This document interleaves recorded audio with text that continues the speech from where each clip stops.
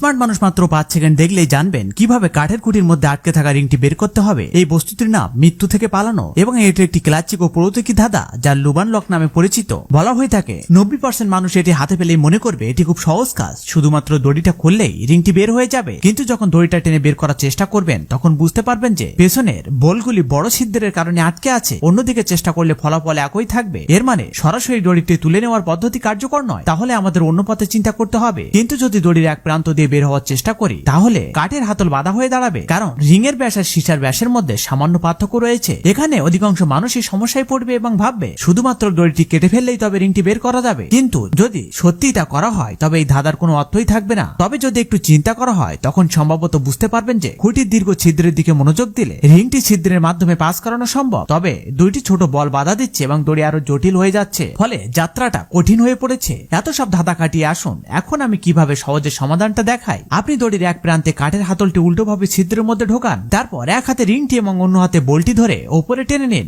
বলটি ওপরের দিকে উঠে যাবে এবং রিংটি বলের চারপাশে চলে যাবে। এরপর রিংটি এবং বলটি দুদিকে আলাদা করে ছিদ্রের মধ্যে দিয়ে বের করে দিন। তারপর দড়িটা ধীরে ধীরে টেনে বের করুন। রিংটি সহজেই বের হয়ে গেল। এখন কিছু লাইক সাবস্ক্রাইব পাওয়া যাবে কি?